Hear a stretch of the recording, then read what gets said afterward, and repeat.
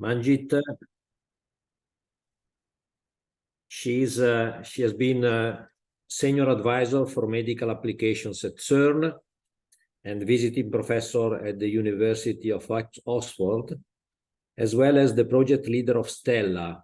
STELLA is smart technologies to extend lives with linear accelerators for ICEC, International Cancer Experts Corps. We all know that she has coordinated the ENLIGHT network since 2006. ENLIGHT is the European network for light ion hadron therapy. And she is also networking pillar coordinator for the HITRIplus project. And by the way, she is organizing these seminars for HITRIplus. So it's with great pleasure that I introduce Manjit, that is going to talk us about accelerating the future, designing a robust and affordable radiation therapy treatment system for challenging environments. Please, Manjit, the floor is yours. Thank you. Thank you, Sandro. And I had hoped that being the organizer of this seminars, I would not be the speaker, but here I am. So, and you talked about light, the network of light particles. These today, I'm talking about really light particles. Okay, so let's just start. Let me see if I can share my screen. I hope that you will be able to see it shortly. Where can I get to the full screen? Okay, so you can see, right? Yes, please. Okay, so thank you very much, Sandro, for the introduction.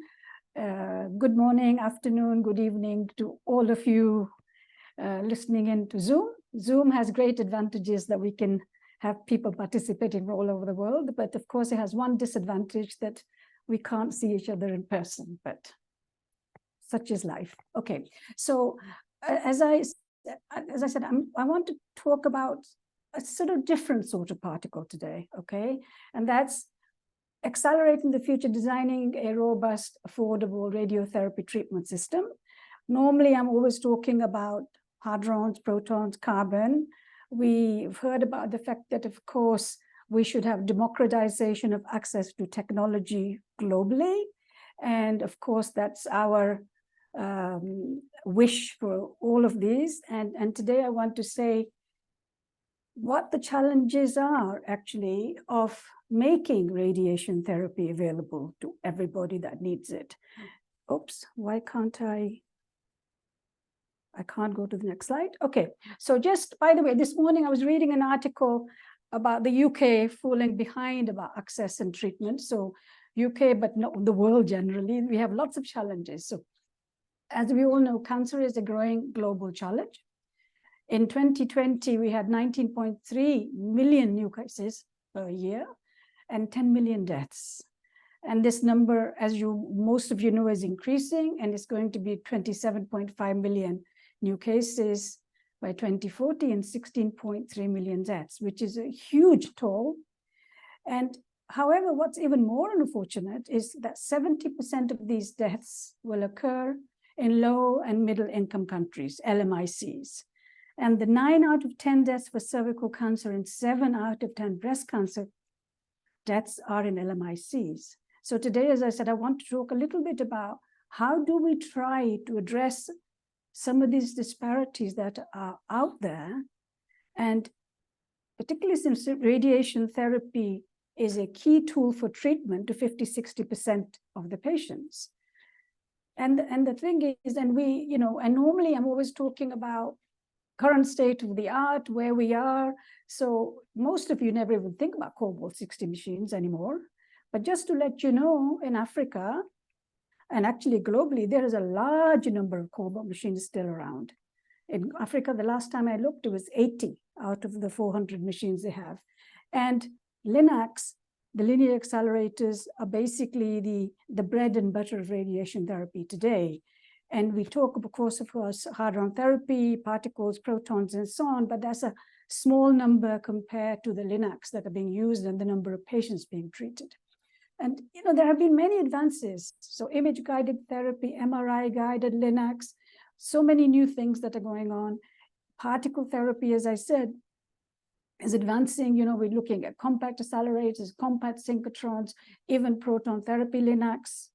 And of course, everybody now is talking about flash, which could be possible for all particles, and at the same time, very high energy electrons. So these are really the advances in radiation therapy accelerators. But much of the world has limited or no access to radiation therapy. Even though, as I just said, RT is one of the most useful tools for cancer cure. Inadequate supply of RT linear accelerators. I mean, there are 18,000 now. That's actually very few, considering we have such a huge population, 7-8 billion people, and IAEA recommends 5 machines for 1 million inhabitants. So you could see, look at the ratios. The gap is the greatest, as I said, in low middle income countries, and only 10% of the patients in low income countries have access to radiation therapy. And until recently, there wasn't actually a huge emphasis on the fact that there was this big lack. But 3 reports highlighted this lack. And the first one was this IAEA Dirac data in 2012, showing huge disparities. And I may have to stop and restart my thing because it keeps going by itself. So this was a map in 2012. Only the green regions are the ones that have adequate LINACs. So you can see for the rest of the world what's going on. And almost most of the 18,000 RT units are in high-income countries. And the second study that came out in 2013 was the ESTRO-HERO study, which looked at access to radiation therapy in the European region. And once again, you can see that the parts of Southeastern Europe, all the way from the Baltics going down to the Balkans, that there is a huge shortage. So that was the second report. And then in 2015, the Global Task Force of Radiation Therapy for Control, GTRFRC, did this huge study, which has become the landmark study and the reference point when we start talking about radiation therapy. And that was, you know, led by a number of people, especially ICEC. And what they said was that our evidence shows that not only treatment would enable a large number of cases to save lives, but it would also bring positive economic benefits also to where we have this. So this is 2015, and we are talking about now 2023. So let me just start about the fact that Africa is one of the countries which is most challenged, not just for radiation therapy, imaging, resources, energy, water, whatever you want to look at. But you know, the reason I bring this up is 60 years of megavolt radiotherapy in Africa. From 1995 to 2017, this was a presentation made by IAEA at our meeting at CERN. It went from 21 countries to 23 countries. Fortunately, in the last few years, things are changing. However, in spite of the fact that there are great strides that have been made in the fight against cancer, there are dramatic disparities. And this is why I wanted to emphasize the situation in Africa. Africa has a population of 1.4 billion inhabitants. And now, after 5-6 years, it now has over 400 LINACs. It's gone up a lot. But look at the numbers for the US, for example. A population of 330 million and almost 4,000 LINACs. And I'm sitting here in Switzerland, so I can also say in Switzerland, we have a population of 8.7 million, and we have 84 LINACs, so 1 machine for 100,000. And the IAEA recommends about 1 in 200, okay, 1,000. So the challenge, and I sort of push Africa, but there are so many other countries which are having these challenges as well. 1 million cancer deaths by 2030. There is progress because in 2019, when we started looking at the studies, there were 28 countries that had RT facilities. Now there are 32. And However, 60% of all of those machines are only in just 3 countries, and almost half of the countries don't have any access. And as I said, there is a large number of COBOL machines in Africa, which are old, out-of-date machines and often used for palliative care. So, and the African environment offers even bigger challenges. The end-of-life machines, because most of the machines are old. There is delay in spares, funding approval, shipment, you name it, there are challenges. Machines don't adequately meet the needs, but there's a high cost of care, there's high mortality. And on top of that, we have a capacity for the multidisciplinary teams because machines don't treat patients, people do. So how do you fill the clinical gaps, the training programs, lost time and high cost of short-term training periods abroad, then they don't come back because the salaries are so low in Africa. Of course, the incentive to stay outside is very high, of course. So we started looking at data to see how we could try to make a very emotive case to really look at, raise awareness, raise visibility, and say, what are the challenges? So here's a very sad, but this is the way it is. So I'm carrying out a study under ICEC, CERN, STFC, and all the African countries which had RT in 2018, and there were 28 countries. And we had collaborations from the UK, Canada, Switzerland, and USA. And if you look at this map and look at GNP or GDP, if you prefer, and the number of linacs and the mortality rate. So amazingly, not so amazingly, unfortunately, sadly, Sub-Sahara is up here. Most of the Southern Africa and Northern Africa is here. And here we are with the 4 high-income countries all the way to the right-hand side. So you see, talking about democratization and challenges, how big these challenges are. And shortage and challenges are not only in Africa, because I showed you the Estro Hero study. Well, we have recently completed a study called the ART study, where we have looked from the Baltics all the way to Kazakhstan and Tajikistan. And I guess we are not surprised that the Baltics are green in access to radiation therapy equipment, because they've been member of the EU, they have been collaborating, they have a lot of access, not just to financial resources, but also collaboration to training, education, equipment, and so on. And recently, Georgia has acquired equipment, but of course, for the equipment to translate into mortality, and survival, it takes time to get to that place.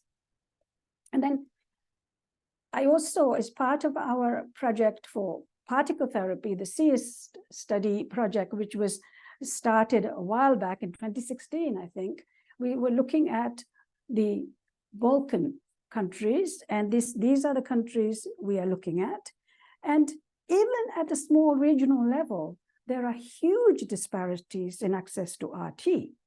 And what we found with my collaborators, we have all of the countries in the CS region, but in collaboration with Mimosa Ristova, Vesna Gershon, and Petya Georgieva, who's online at the moment, this is something really surprised me. I knew it, but when you plot it, you really see the reality.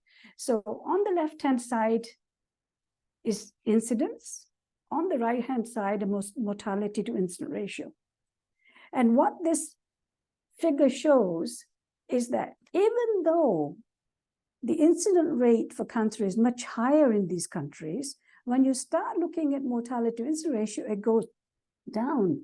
Whereas the Balkans had lower incident, but higher mortality. So obviously, there are many factors you have to look at. So there we looked at the number of linacs, the technology, the GDP, and this is a multivariate graph.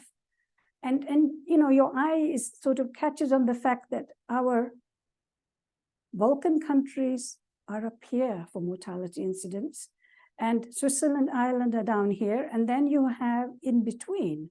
So showing multiple factors which can lead to outcomes. So machines, certainly technology, Linux, imaging, education, training, expertise. You have a number of things you have to look at. And of course, GDP is important because if you don't have the resources, you cannot afford the state-of-the-art equipment and education and training as well. So, and this plot for the art studies, which, as I said, we went all the way from the Baltics to Tajikistan, shows that it's not just Linux that's the problem. So here, the green is good, red is bad. I mean, it seems very simplistic, but it's just easy for the eye to see that also imaging equipment, also experts per number of inhabitants. So there are challenges in all fronts. So the current status of radiation therapy, we have Linux, by the way, which provide excellent treatment, both in terms of capability and throughput. So where's the challenge? The challenge is that the current Linux technology, which may seem reasonably affordable in high-income countries, is complex, it's labor-intensive and expensive to acquire, install, operate, service in both LMICs and especially in some of the regions of HICs. It's not just an LMIC problem only. And so what we need is Linux technology, which is strong, robust, reliable infrastructures. I mean, currently that's what you need. And you need power, you need reliable power, you need clean water, you need supply chains, you need all of this. And I assure you, well, I'll show you some data later, that these things are not easy to find in LMICs. And once again, Africa, but also other LMICs, as we've discovered, both in our Balkan study and our art study, that many Linux are purchased or deployed, but without sufficient training. So many are never used or not close to their full capacity. And of course, servicing is slow in remote regions because they don't have a lot of access to service centers, to spare parts, to engineer. It's very expensive. And a lot of the people can't always afford it. I have a couple of colleagues who are connected now who desperately wanted to have a new machine and they would have a service contract. They just can't afford it.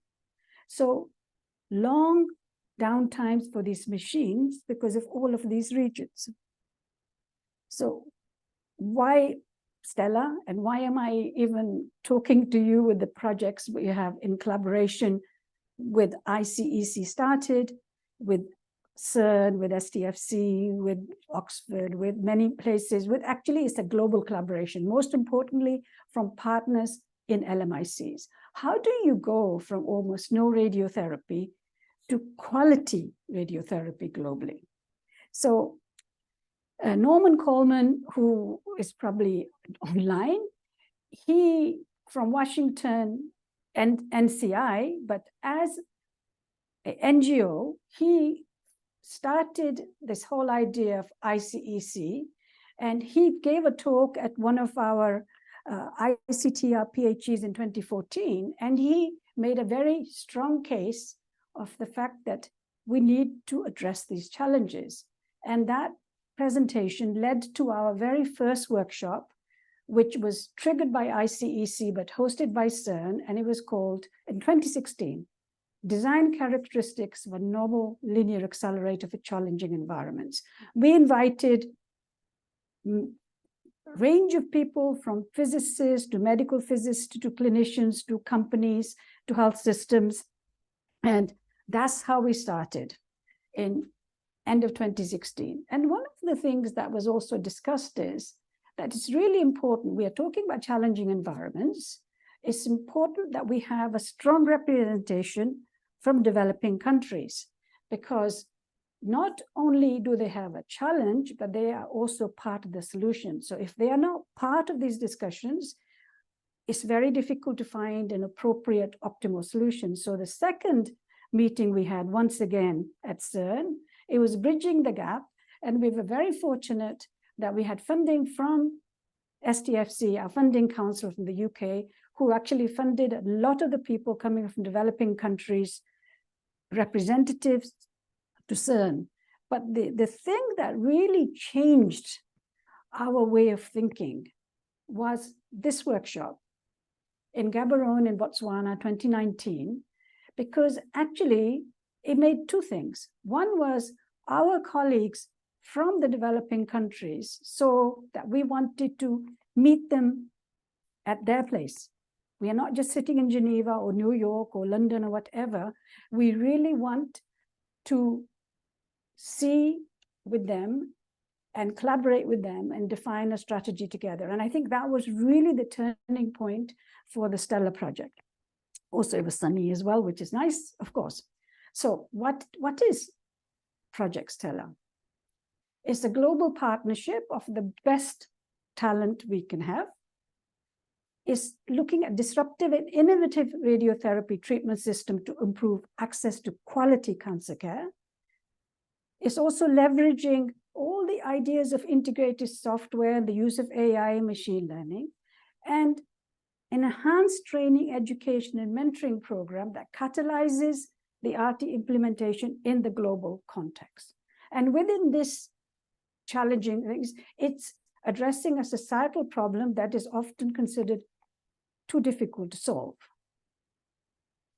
So STELLA has three pillars. So the new LINAC, new being not really so new, but the ideas of being robust and modular and easy to repair, easy to fix, so that you don't have to wait months and months.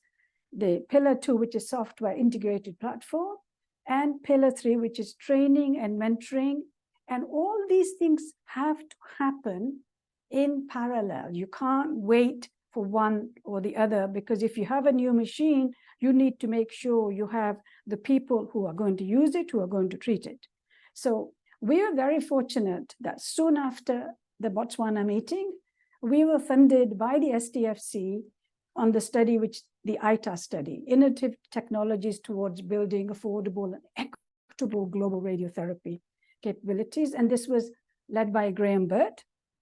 And the point of this study was, let's define the problem. And to define the problem, you need data. You know, we are coming from the physics scientific environment. So let's gather information from the hospitals, from the facilities, regarding challenges experienced in providing radiation therapy in their situation, and compare these data to the high-income countries.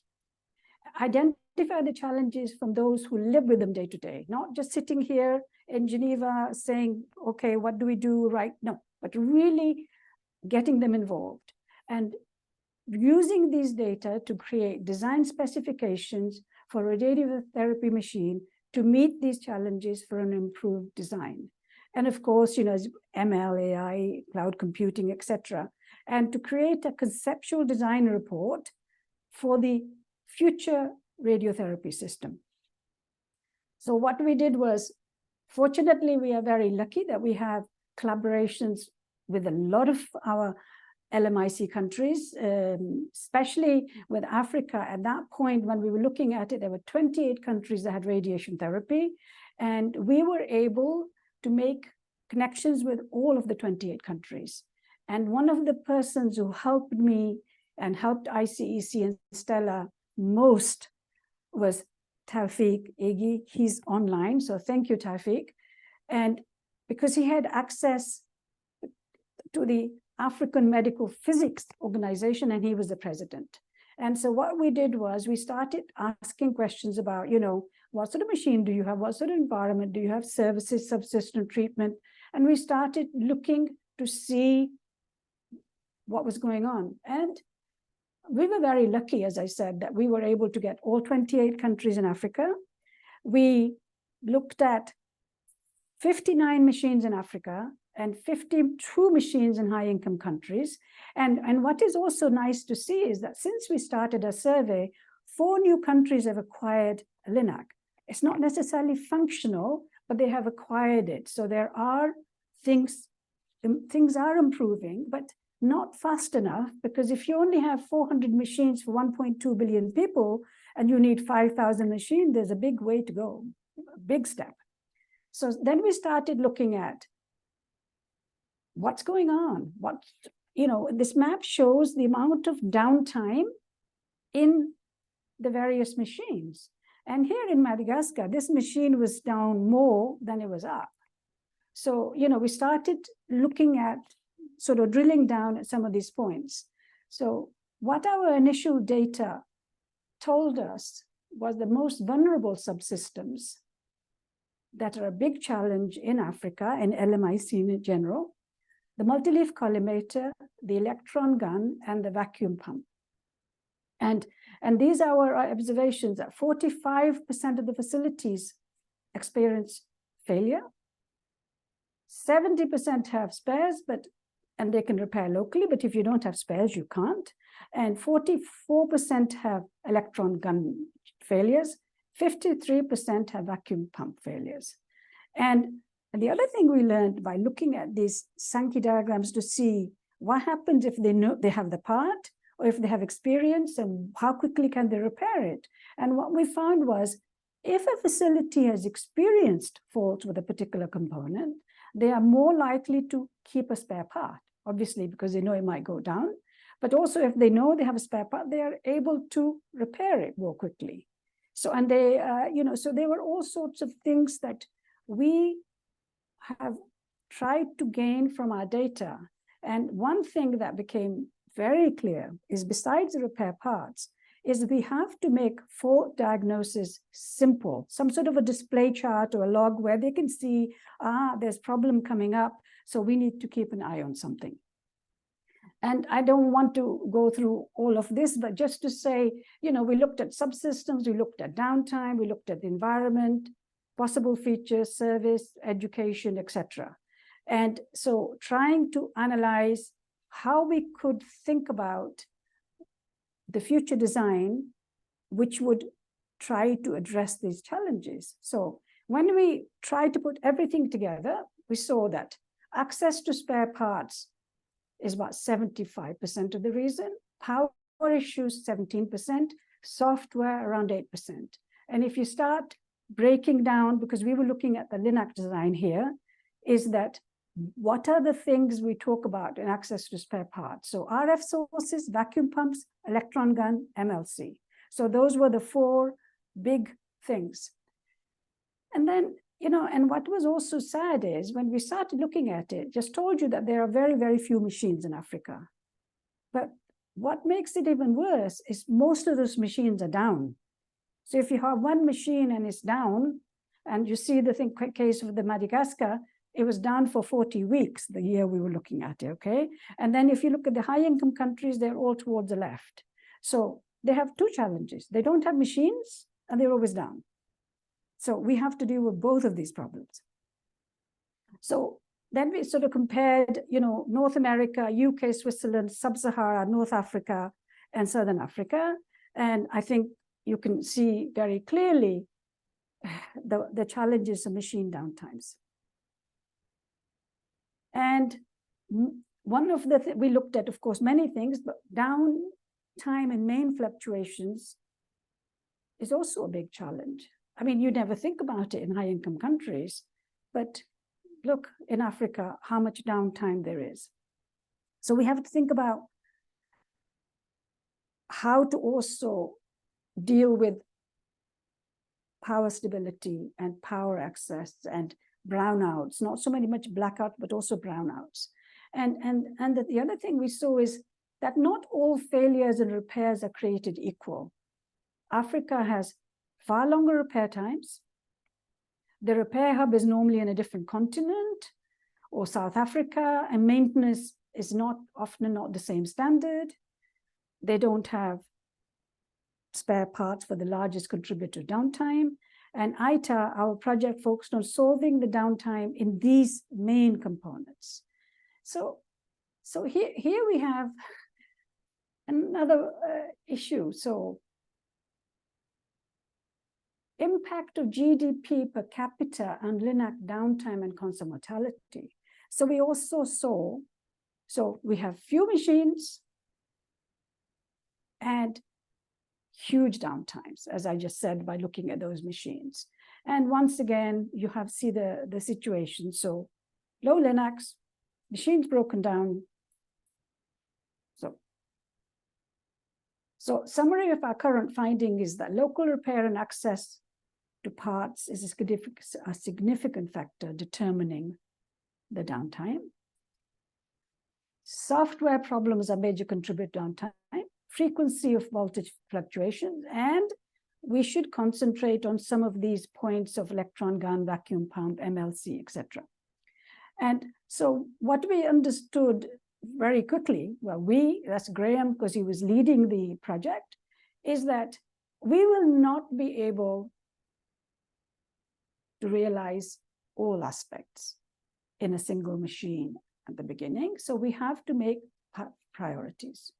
So we said the highest priority should be staff training, skill requirements to run an RT machine, severities and cost of repairing technical failures, and frequency of failures, component lifetimes. So that would be our highest priority. The medium priority is making the electrical system robust to fluctuations, also robust to temperature fluctuation, dust, delivering higher doses, initial capital cost. And then the lowest priority would be size of the machine, the total machine time as compared to component time, and easy upgradability. And this thing about the size of machine was interesting because we had thought originally that we should have compact machines which should fit into the cobalt vault. But I think that realized that that was not, I mean, real estate is not expensive in LMICs. So the size is not so important, but being able to take care of some of the other parts is very, very important. So as I said, so we decided highest availability and reliability. And repair are difficult or reduce availability. So let's choose the choice of design and components to improve lifetime. Choose components that can be replaced in-house with less expensive parts. Use of machine learning to predict faults in advance so that they can protect the fact that lack of and order spare parts. Because as I said, most of them don't have spare parts. They don't know if something is going to break down. So if we can come up with a design which has, using AI machine learning, earlier predicted faults, so prevention before breakdowns, okay? And coming from CERN, of course, and I have a lot of my CERN colleagues, we can't afford for our LHC to break down. We do all of this stuff. Can we not use some of these concepts and ideas to apply to the Linux in remote regions? And since MLCs break down a lot, could we try to simplify the MLCs so they become more robust? And then we have also chosen 6 MeV energy machine as a starting point because it's lower energy consumption, it's easier to use in limited resource environments, and it's going to be able to treat majority of the patients. This has already been the experience by the Halcyon machine by Varian, because they saw that with this, you can actually treat a large number of patients. So where are we now? As I said, we've gathered the information, we've identified the challenges, we have a design specification, we are looking at this ML AI use of cloud computing, we have a concept report, we have been very, very fortunate that ICEC has secured 1.75 million funding from the DOE for building and testing the prototype. And for around this, we are now building a collaboration and defining the various parts. And hopefully next time we will be able to tell you how that's going to be happening, but we are working on it right now. And of course, additional funding is being sought because the 1.75 is not going to make us build a machine. Now, as I said earlier, Linux alone are not the solution because machines don't treat patients, right? So what are the other challenges? So in parallel to the LINAC survey that we looked at, we also asked our countries that were involved, and we got 26 of them applying out of 28, so that's a really good participation, about their ideas about the current radiotherapy infrastructure and physical environment, about their funding and procurement, education and training, and what do they see in the near future as 3 major challenges looking ahead. So I guess it's not surprising. The lack of infrastructure to ease the accessibility to treatment centers, roads, safe and reliable transport, etc. Needs to improve power, because power outages are detrimental both for the equipment, but also for the treatment, and eventually resulting in damage. Lack of certified and qualified personnel. We keep hearing this over and over again. In order to operate and maintain the associated equipment, one of the biggest challenges is one of the biggest challenges faced by most LMICs. Lack of experts, ranging from unavailability of accredited programs, professionals on low wages, and there is an ongoing brain drain because it's more attractive to go to the high-income countries. So, and then we said, but what was interesting is that despite geographical and financial and cultural differences amongst all these countries, what united them was the need for an organized, integrated approach, raising awareness of radiotherapy and encouraging governments and buy-in at the importance for improving cancer treatment. And there are 3 future challenges that they thought were really important is, can we have a simplified procurement and funding process to buy the machines? Could we think of planning for future services by increasing training opportunities in all disciplines? And what about incentivizing staff retention, so rather than them leaving and brain drain? And but what was nice to see is that all 26 countries that reported, they were optimistic about the fact that there is a growing awareness and the need for safe and effective cancer care by health providers. So they see a light at the end of the tunnel, which is nice. So coming back to the ICEC network, it's a trusted network. It's about mentorship. It's about training. It's really centered on people, technology, knowledge, methods, and building on collaborations and learning from our collaborators, as well as doing twinning and hoping to help them as well. So our ultimate goal is a robust, modular, reliable, easier to use machine.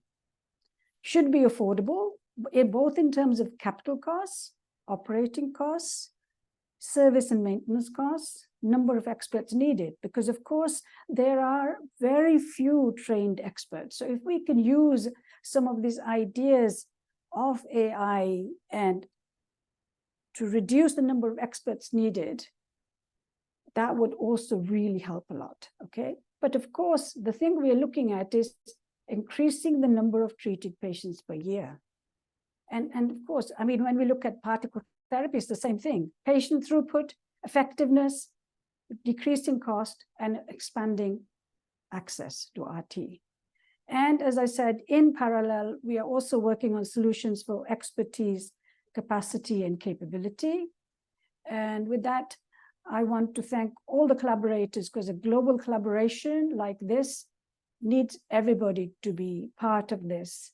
And I leave with this slide for you, this meeting in Botswana, because it really touched me, because I saw that the power of seeing and understanding the challenges together and finding a solution together makes a huge difference. So thank you for listening, and ready for questions. Thank you very much, Manjit, and really thanks for opening our eyes on this topic. It's not an unusual one, but really, really interesting. And I think that you really made a very clear overview. Yes, I already see one hand raised, but as usual, I would like to ask you, the ones that want to appear in the picture, to switch on your camera, because we will take the picture of this seminar, and bring your best smile. So yeah, Zoom photo. Yes, the classic Zoom photo. Now we are used to this, unfortunately, but you know, this is okay. I will start to do them, just a few seconds, sorry. And in the meanwhile, you can think about the questions, and Manjit will surely be happy to answer to you. Okay. I got it. So I saw one Vikram. Hi, Vic. You are the first one, so floor is yours. Great talk. Thank you for this wonderful summary of the issues and some of the possible solutions. And I wanted, if you could be a little bit more specific about what you see as steps that we can take in the next year or two, and how people on this call could contribute to those. Okay, so I think that, as I said, global challenges like these need global solutions. Okay, so ideas and inputs from all of you who are interested in being part of this project is key. One of the challenges, there are many challenges, okay? Of course, we are lucky enough to have got 1.75, but that's just a drop in the ocean, in the bucket, if you like. So how can you help is, there is the developing the state-of-the-art next facilities for various parts, whether it's going to be an MLC or a more stable electron gun, or perhaps state-of-the-art imaging, which is going to have high throughput, but because one of the things I noticed when we were in Botswana was that they will be lucky to have one CT machine, whether it's used for radiation therapy or diagnostics or anything else. So the idea of having equipment which is, as Norm calls it, flex competent, so it can be used not only for cancer detection, but also for other diseases, and be multifunctional. So technology is one thing, Vic. The idea of how do we leverage education, training, twinning globally, so that we keep our LMIC guys really state-of-the-art training, but at the same time, not thinking that if they come to Geneva or New York or wherever, we don't want to go back. So we have to think of ways of how they are going to become the future leaders and build state-of-the-art facilities, and they can actually take huge pride and also in this, because so my second thing would be, how do we train our multidisciplinary talent? How do we make them the leaders so they become the future leaders? Because you know that we have a perfect example in the King Hussein Center with people like Jamal Khadr. I mean, it was, a starting experiment, actually funded and encouraged by NCI, Vic, so you know this very well. And now it's one of the leading STELLA gold examples, how to do the best treatment, how to train, and how to really build centers of excellence. So I don't know where to tell you. There are so many things that we need help with. So I don't know, Vic, if that answers your question. Well, I can talk about two specific projects that we have funded in recent years, and I think they're ready for wider implementation. One is from University of Washington. Eric Ford's group has developed a low-tech MLC, which is ready for scaling up and testing in the LMIC situation. And I'll send information offline. Please do. Yeah. And yes. The other, Lawrence Court's group at the MD Anderson has developed what you might call a physicist assistant, which takes care of some of the The automatic treatment planning, right? Virtual assistant that takes care of some of the routine quality assurance things. Yeah. So the physicist can, because of the number of is very limited, they can concentrate more on the, more stimulating stuff rather than the SCUT work. So I'll send you both of these. No, thank you. I know the Lawrence's work, and by the way, and I was at the presentation because I with Tawfiq were also presenting when some of our South African colleagues were saying this is really wonderful and great, but even in South Africa where we have pretty stable electric power systems, we can't use it yet. So I think absolutely we have all these points which we should deploy, but at the same time, we have to deal with challenges of stable internet, stable power, and not have these brownouts rather than blackouts to be able to do that. So I think we have some challenges, but thanks for that, Vic. Next, Maurizio, I guess, had the next hand up. Yes, Maurizio, and then Clara. Okay, thank you. Yes. Thank you very much, Manjit, for your very inspirational talk. But I have a comment. For many years, I was working with an engineer at CERN who used to say that all the scientists and engineers of CERN will never be able to build something as robust, as reliable and cheap as industry does. So for your program, do you plan a partnership with a company or to profit of their expertise, or you want to start really from scratch, from zero, the design of a robust radiotherapy system? Okay. So a combination of both, because we actually have a compact design report, as you know, for what it could be. And it's obvious that if we want to get that point, we are going to either have a new company or work with a company. Absolutely, because this is not something, we as academics and scientists and doctors can do on our own. But the challenge we have to keep in mind is when I said there are very few Linux available, it's not that we can't produce lots of Linux. The biggest company, and I won't say who it is, they sell 300 Linux a year. Of course, they can make many more. So the choice of who we collaborate with is also, if you like, a spiritual one. Okay? Because this challenge of disparities that we have, it didn't happen yesterday. It just became very obvious once the IAEA put its report up there, and then there was the ESTRO, and then there was the global report. Okay, so I think one of the things we have to see is we need a philosophical paradigm change as well. Okay. And of course, I mean, I understand the companies, because they have stakeholders, they need to make profit and so on. But how can we deal with the fact that only 10% of the people have access to treatment? So how do we break that? So absolutely agree, we will be working with companies, but how and what choice and what stage is important. Thank you. Thank you, Manjit. Thank you, Manjit. Now, Clara, please. Good evening. Thanks for amazing presentation. You mentioned a very important point about around of the world. Country doesn't have an opportunity to have this possibility to work radiation therapy. As in my country, I am from Kurdish of Iraq. So I have the possibility to study for the doctor degree in Milan University. And when I spoken with my colleague in my university, as a number of the cancer rapidly increased after the war, as you know.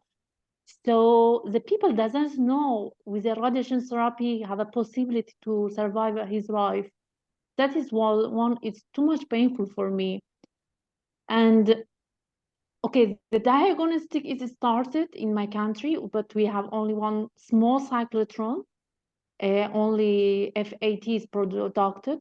But in all of Iraq, as I searched and I worked and make a contact with another my colleague, we doesn't have another acceleratron. Okay, so I tried by myself to improve myself. But what you think about this kind of country?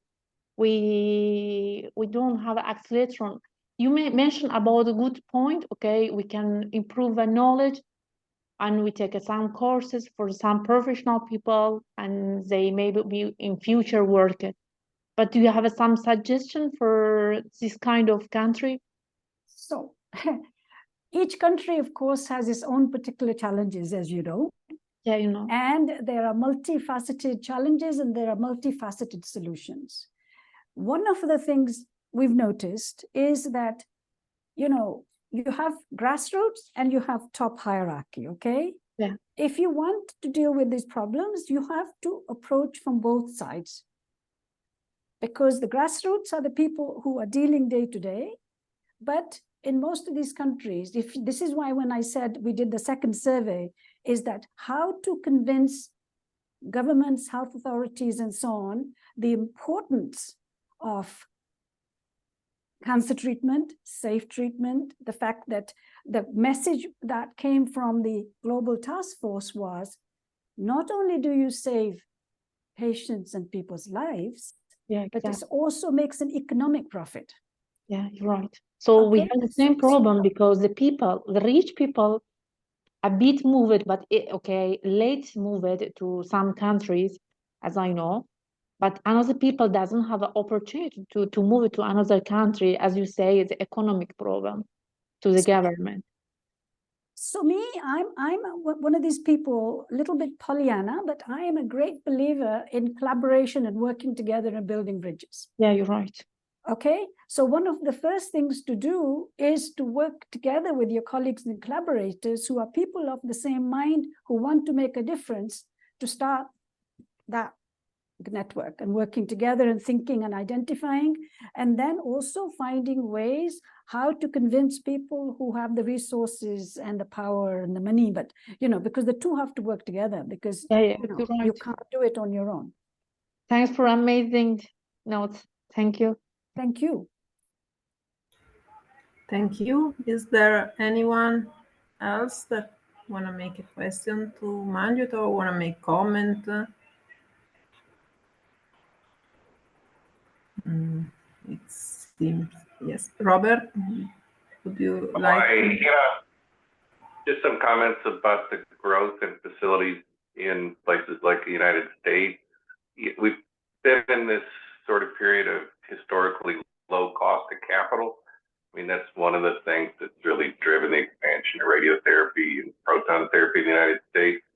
We're about to enter into, or we have entered into a new era where we're kind of back to where we used to be historically. That's going to put the brakes on further capital expansion. I think as you think about where things get built, where I would reiterate the economics that drive these things. And I don't know how you do that, but something to consider. It, you know, again, it's a governmental level priority.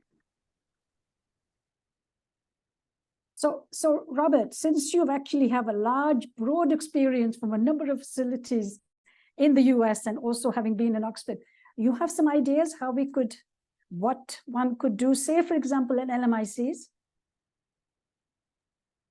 I think it needs to be a combination of changes in public policy. You got to advocate at a governmental level and then figure out some way to make this profitable. You know, and that's providing a commodity level delivery of radiotherapy, like the initiative you mentioned with the low cost MLCs.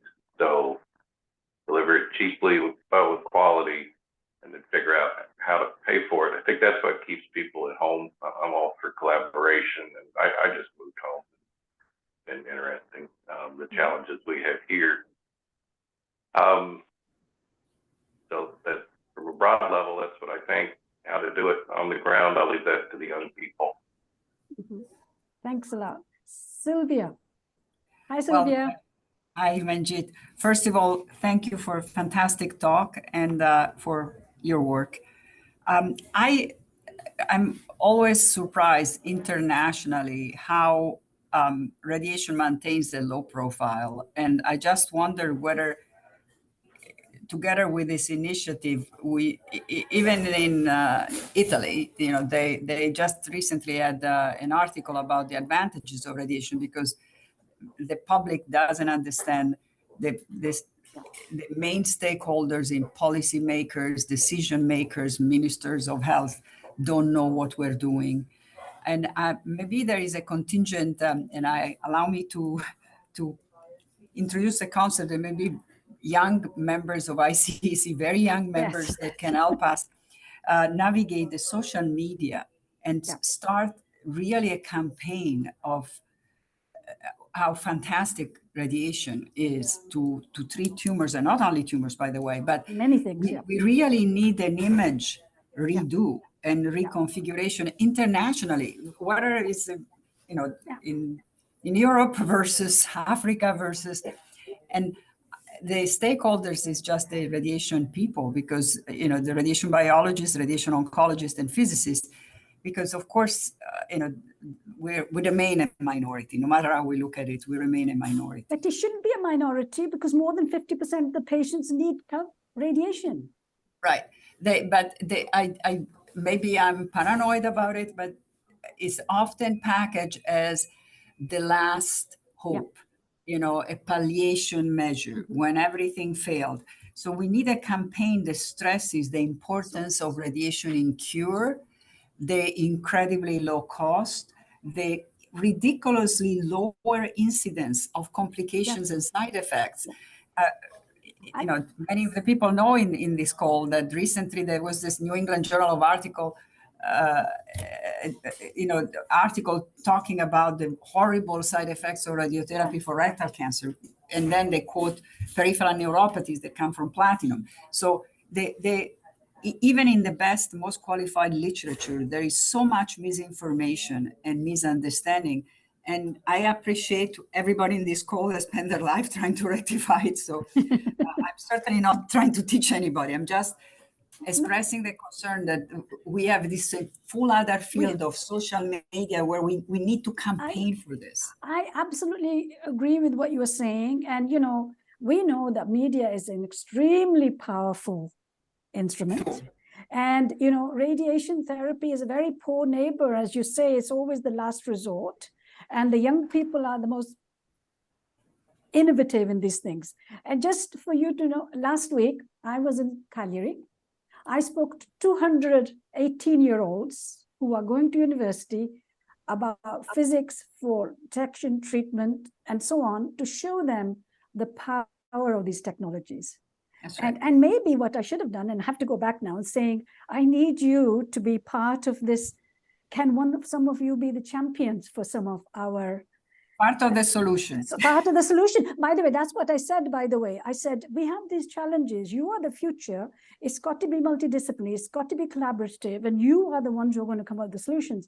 But I forgot to tell them that they should already use their social networking to highlight some of this. I will send a message. But I absolutely agree. And I don't know why, by the way. I mean, 20 odd years ago, 25 years ago, when Jean-Pierre Girard said 3 C's, cheap, conservative, cure. I mean, we know that. So why is it that it doesn't get the center stage and we are always the Cinderella at the end? Well, we all have our own interpretation. It's clearly from a business opportunity, money, market value, not, I'm sure there are options to make money through radiation, but is not as established and profitable as developing targets and making drugs. So I understand that. But as Norm introduced, is radiation is a different drug, a different dose and fractionation. So it is absolutely the case. And we just need a good PR group to embrace it, maybe some survivor advocates that help us, that have that expertise, and a bunch of young people to start a campaign and continue to sustain this effort until the public understands that radiation is your friend. And by the way, and when I saw this response from the 26 countries in Africa, and they said, we need for our governments, our health services to understand the importance of this. Actually, all of our countries need they need this. Yeah. Yeah, absolutely. But actually, the idea of using young generation who are very emotive in getting things done. So getting a few champions is a very good idea. Yeah, so we need a chapter, the Young ICEC. Young ICC chapter. So I will only give my next lectures to 17, 18-year-olds if they at least give 2 of these being enrolled in ICEC. Then we can count as multiple ones. No, but just to say, because I do a lot of this for the young people, maybe, yeah, well, I'm joking, of course. But Yes. I think, but we need to be strategic and innovative in what you're saying. We need to find a way. Absolutely.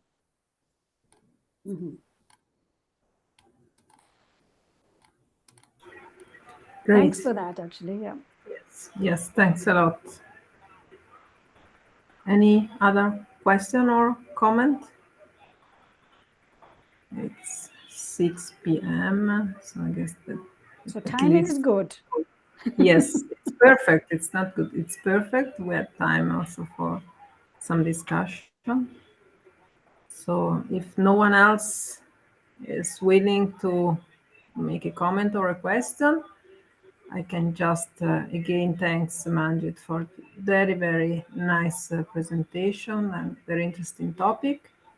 And I recommend you to be posted with the next seminars that will be organized by HITRIplus. Sandro, would you like to say something? Okay, just I saw your face and I was That's just because we wondering. saw. Thank you again, Manjit. That's well.